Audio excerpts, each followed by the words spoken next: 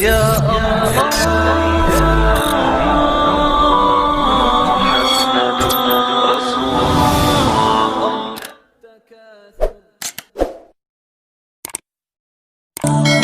معزز ناظرین، السلام علیکم ورحمۃ اللہ وبرکاتہ۔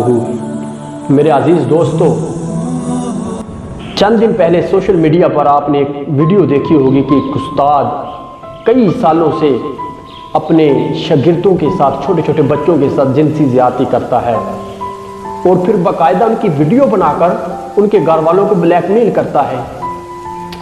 استغفر اللہ، کس قدر غلیظ ہو چکے ہیں یہ لوگ کہ ایک استاد کے جس کو روحانی باپ کا درجہ دیا گیا ہے، وہ بھی اس طرح کی حرکتیں کر رہے ہیں۔ یہ ایک واقعہ نہیں ہے، کئی واقعات ہیں کہ یونیورسٹیوں میں طالبات کو نمبروں کا لالچ دے کر ان کے ساتھ جنسی زیادتی کی جاتی ہے اور استاد کر رہے ہیں۔ معزز ناظرین، جب تک ہمارا عدالتی نظام ٹھیک نہیں ہوگا، اس طرح کے واقعات آتے رہیں گے، اس طرح کے واقعات ہوتے رہیں گے۔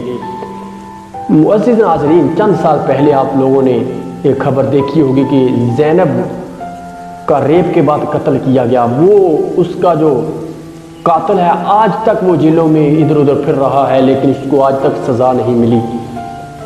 معزز ناظرین، جب تک ہمارا عدالتی نظام ٹھیک نہیں ہوگا، اس طرح کے درندے صفت انسان معاشرے کو خراب کرتے رہیں گے۔ جب تک اس طرح کے لوگ اس معاشرے میں زندہ ہیں تو اس معاشرے کا کیا بنے گا؟ معاشرہ کیسے ترقی کر سکتا ہے کہ اس استاد جیسا انسان کہ جس کو استاد کا درجہ دیا گیا ہے، جس کو باپ کا درجہ دیا گیا ہے، جو استاد ہے، جس نے تربیت کرنی ہے، وہی اپنے بچوں کے ساتھ اس طرح کی درندگی شروع کر دیتا ہے۔